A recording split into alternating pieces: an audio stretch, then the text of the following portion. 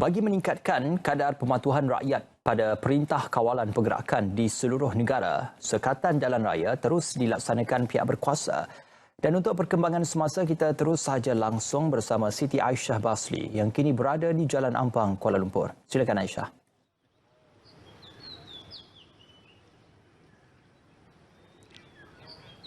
Baik, terima kasih studio. Hari ini 23 Mac 2020 bermakna sudah 6 hari negara kita melalui tempoh Perintah Kawalan Pergerakan dan hari ini juga merupakan hari kedua PKP ini dibantu oleh Angkatan Tentera Malaysia. Dan hari ini saya berbesar hati kerana dapat bersama-sama dengan anggota-anggota ATM dan juga PRM bersama dengan Menteri Kanan Keselamatan Datuk Seri Ismail Yaakob untuk melihat sendiri tinjauan kawalan lalu lintas di Jalan Ampang. Datuk Seri, bagaimana Datuk Seri melihat hari ini perkembangannya untuk PKP? Dari segi pematuhan tu seperti yang saya sebutkan dalam statement saya pagi tadi, dengan media tadi, saya sebutkan bahawa dari segi pematuhan semakin meningkat, semakin meningkat. Sebab itu saya ucapkan terima kasih kepada rakyat Malaysia yang semakin sedar tentang perlunya melindungi diri sendiri dan perlu sedar dan rakyat juga sedar tentang bahayanya COVID-19 ini. Sebab itu kita lihat pematuhannya semakin baik, terutamanya apabila bersepadunya, ada program secara bersepadu di antara pihak PDRM, pihak Angkatan Tentera Malaysia, malah dibantu juga oleh RELA dan juga APM. Jadi kerjasama agensi dan juga jabatan di bawah kajian ini sudah menampakkan hasilnya, walaupun hari ini merupakan hari kedua. Dan kita harap pematuhan akan terus ditingkatkan. Sasaran kita sepatutnya 100%, ya, semua. Tidak ada lagi, tak boleh kata ada lagi yang tak tahu. Peringkat awal mungkin ada yang tak tahu, alasan tak tahu, tapi mulai dah sampai 5-6 hari macam ini, tidak ada lagi alasan tidak tahu. Dan saya harap pihak polis tidak perlulah menggunakan kuasa dia di bawah undang-undang untuk mengambil tindakan yang lebih keras ataupun lebih tegas lagi. Jadi saya harap semua rakyat mematuhi arahan yang dikeluarkan oleh kerajaan, kerana seperti kita tahu arahan yang dikeluarkan bukan untuk menyusahkan rakyat tetapi untuk memastikan keselamatan rakyat itu sendiri, ya.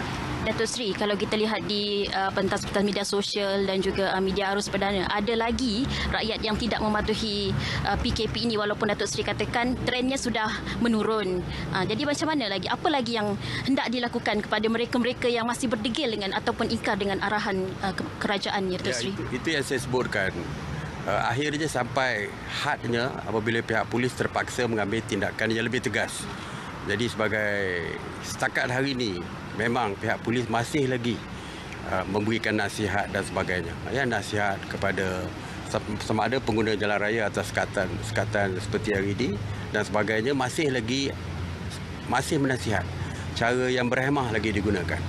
Tetapi demi keselamatan rakyat yang lain yang patuh pada peraturan, kita mungkin, saya percaya akhirnya sampai ke tahap yang mana pihak polis tidak akan lagi mengeluarkan nasihat tetapi mengambil tindakan yang lebih serius lagi. Jadi saya harap tidak perlulah sampai ke tahap itu, kerana seperti saya sebutkan tadi bahawa tujuan kita adalah untuk menjaga kepentingan dan keselamatan setiap individu yang ada dalam negara ini, termasuk yang degil tu.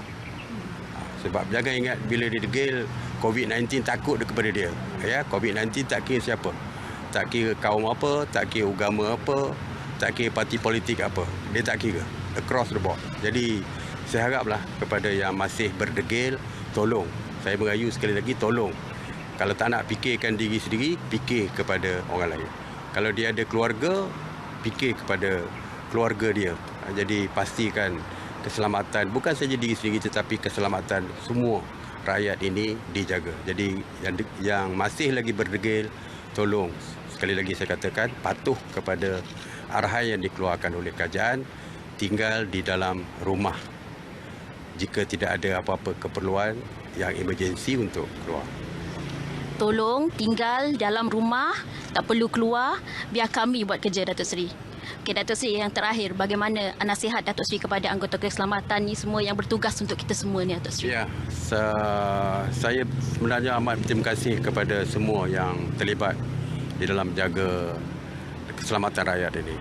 PDRM, ATM, Rela, APM, dan yang lebih penting sekali adalah frontliners yang paling kuat bekerja sejak daripada mula lagi, iaitu kaki tangan Kementerian Kesihatan, hospital dan sebagainya, yang mereka juga kadang-kadang agak kepenatan saya dengar kerana kerja mereka tak henti-henti 24 jam dan sebagainya. Jadi kepada anggota yang terlibat, saya harap jaga keselamatan diri masing-masing dengan mengambil safety precaution seperti ada mask, semua memakai mask, dan satu lagi dari segi social distancing ni, dari segi penjarakan sosial 1 meter ini, walaupun bertugas tetapi mesti patuhi dari segi penjarakan sosial yang ditetapkan oleh pihak kerajaan. Jadi walaupun bertugas sekalipun, untuk menjaga keselamatan diri